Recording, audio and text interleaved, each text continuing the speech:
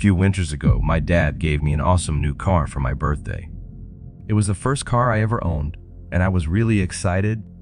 But there was one problem. On my birthday, there was a huge snowstorm.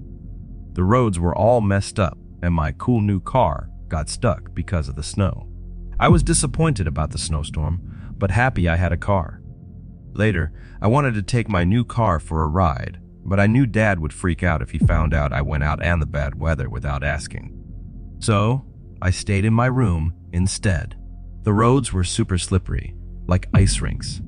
I thought it was too dangerous to drive, so I stayed home. The next day, my friend Eric wanted to chill together, but I couldn't because of the bad storm. Eric told me his dad was in a bad mood again, and he needed to get away from him. I didn't want to leave Eric by himself, especially because his dad could be really mean. So, I snuck out of my house through the window and drove to get Eric. While I was driving, I saw an old man on the snowy road. I tried to stop, but the ice made my car slide, and I ended up crashing into a ditch. I got really scared because I knew my dad would be really angry when he found out. A guy came up to me and asked if I was okay. I said I was fine, but he made me feel really uncomfortable, and I just wanted him to leave. After he left, I noticed I couldn't find my phone. I had to walk back home, since it wasn't too far from where I had the accident. When I told my dad everything, he was angry, but he helped me get the car out of the ditch. That night, while I was in bed feeling really mad about losing my phone, I heard a sound outside. Someone knocked on my window. I quickly looked and saw a tall guy with long hair looking in. I ran to get my dad, and we hurried back to my room. The window was wide open, and my phone was right there on the bed. I thought the person who caused the crash was the same one who took my phone. But it didn't make sense why they'd take it and then give it back. My dad and I searched the place, but the person was like a ghost. We called the police, but they didn't have many clues. Then, about a week later, I saw him again in our backyard. I shouted at him to leave, and he disappeared before my dad got there. I didn't understand why this guy kept coming around. It had been 2 years since I last saw him, but I still felt nervous that he might return. That night made me realize I should always be careful. But then, something surprising happened. Months went by, and everything went back to normal. Then one day, Eric shocked us all. It turned out, his dad wasn't as bad as we thought. Eric had lied to hide injuries from a different situation. I found an old news story about a nice old man from our town. He passed away in a car accident on the same road where I had my crash. It made me think a lot. What if the person I saw was a ghost trying to tell me something? And if that wasn't already a lot, Dad discovered a really old letter hidden in our attic. It was from the same old man who had died. In the letter, he talked about being scared of someone following him before he got hurt. And guess what? The way he described that person matched the tall guy with long hair. We figured it out.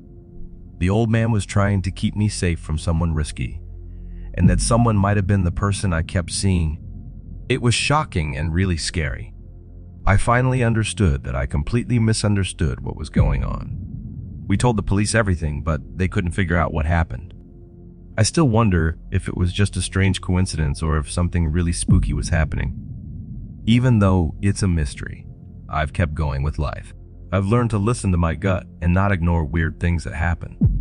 You never know when something unexpected might happen, so it's good to pay attention.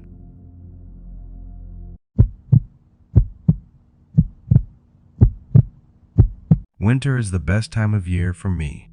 Snow and holidays make me really happy. But where I live, it gets super cold and snowy. I work part-time delivering stuff, which is tough in winter. The roads take ages to clear, and even when they do, more snow quickly covers them again. Even when there's a lot of snow and the roads are all snowy, I still go out. I know it's dangerous. Sometimes it's really hard to drive, but here's why I do it. When I'm working, not many other delivery people are, so I get more deliveries. And the people who order food usually give me more money as a tip because they know it's not easy to be outside in a big snowstorm. Things were just like last year. In the middle of December, it snowed a lot at night. I had another job, so I couldn't start delivering until 7 or 8. But once I could, I got going. There weren't many cars on the road, and my delivery app was showing me some well-paying orders. I was doing some fast deliveries, and on my way back after delivering food to a house, the snow got heavier. It was really hard to see, and the roads were in bad condition. My car is okay. It has good tires and can drive on any road. But the snow was making it tough. I was driving really slowly, only 20 miles per hour on a road where usually you can drive at 45 mph. I was just trying to get closer to town where the roads might be clearer. As I looked carefully through the snow, I saw something large on the road ahead. When I tried to stop, my tires couldn't get a grip and just went round and round. I did manage to stop before hitting it, but my back tires slid and I got stuck in a pile of snow. My car had a small accident, but it got stuck. I stayed calm and turned on my emergency light. I called for help from a roadside assistance service. The person on the phone said they'd arrive in 15 to 20 minutes. I felt relieved that I hadn't taken any more tasks, because this situation was already tricky. I was sitting and watching the snow when I saw a flashing orange light in my side mirror. It was a vehicle getting closer. It stopped behind me with caution, lights blinking. I checked my phone. It had only been 4 minutes since I asked for help. This person arrived super fast. A person came to my car window and offered to help. I told them I'd already asked for help a little while ago just to get going again. They said they'd try to help and went to look at my car. I hadn't been in this situation before, so I didn't know what they usually do to help a car that's stuck.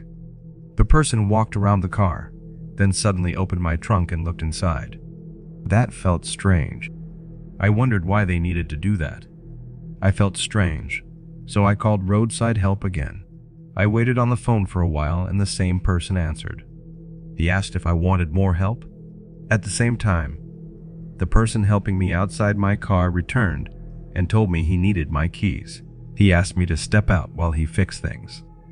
I asked the person from roadside help to wait, but someone outside tried to eavesdrop on my conversation. I felt uneasy, so I closed the car window. Then they began knocking and asking questions. I got scared and locked the car doors. I heard another door close really loudly. Then another guy quickly ran towards my car holding something.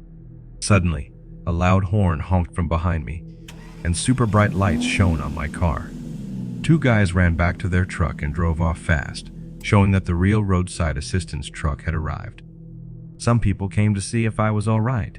They found out about the trouble from the call I made and hurried to help me. I explained everything to the police. They mentioned that there were other cases where people pretended to help drivers stuck in snow, but they were actually stealing cars and robbing them. I was lucky nothing bad happened. I probably won't drive in heavy snow again soon. It was frightening, but I'm thankful everything ended up fine.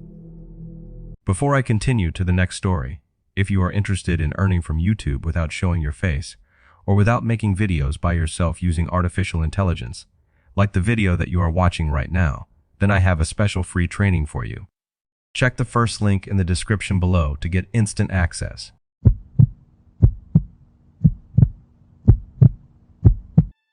I usually use a long road to get to the storage place. It's not the main one, but it's quicker for drivers like me who come from the south. That day I was worried because the main roads were really snowy. But when I turned onto that road, I was shocked. It had been cleared of snow recently, hardly any left. That was unusual because it's just a small road to the warehouse, not important for snow clearing. I was happy about the clear road ahead while I was driving and thinking about my plans after work. Suddenly, there was a lot of snow on the road. I hit the brakes hard and stopped just before it. It made me feel really shaken. When I looked ahead with my car lights, I noticed the road wasn't cleared after the point where I had stopped. It seemed like someone had only cleared half of it and then just stopped. There wasn't enough space for me to turn my car around, so it seemed like they cleared some and then went back the way they came. I was really surprised. It made me a little angry, thinking about who would do that kind of thing. I left my van on with the engine running and got out to take a look around. It was really cold outside, but I noticed there were marks on the ground from a few different vehicles. When I turned back to look at my van, I saw something on the road that caught my eye. I walked over to get a closer look. There were pieces of equipment spread out all over the place. I didn't know what they were exactly, but they seemed really valuable and didn't seem like they should be lying on the road. It looked like they might have fallen off a truck that was probably on its way to the warehouse. I got into my van and started driving backward to leave. I thought I might be overthinking things, but I felt like I had ended up in a strange situation. When I finally got to the front of the warehouse by taking a longer route, my work phone started ringing. It was the night manager, which wasn't usual. They asked if I was okay and warned me not to use the road at the back. I agreed because I was already there, but I went inside to speak with the manager and figure out what was happening. It turns out that a driver from a different warehouse was attacked and robbed on the road behind us. The police were coming to help. When the manager told me this, everything made sense. I stayed quiet for a moment and then told them about what happened to me. Some people stole valuable things, but got caught fast. The stuff they took had trackers in it, so it was easy to find them. They made a plan to stop trucks on a road, take the valuable stuff, and scare the driver with guns. I was really scared after hearing about it. It was the first time something like that happened to me. Strange to think that if I'd come a little earlier, I could have been in danger too. But something surprising happened. When I looked back later, I remembered something strange. Right before I landed in the snow, I saw something moving in the trees close by. It was fast, and I didn't really think much of it then. But the more I thought about it, the more I realized it didn't make sense. I saw what seemed like a person standing in the trees, watching. It was weird because there shouldn't have been anyone there. Normally, nobody is around in that area. I kept thinking about that person standing there, like they were watching everything. I didn't tell anyone because maybe I imagined it or felt stressed at that time. But inside, I couldn't forget that odd sight, and it made me feel uneasy for a while. Maybe it was just someone passing by or lost in the woods. But the way they stood there, watching, felt strange. It made me think there might be more to the situation than just a planned robbery. Creepy to think about, like there's another part to the story. But, sometimes weird things happen, and we never really understand them.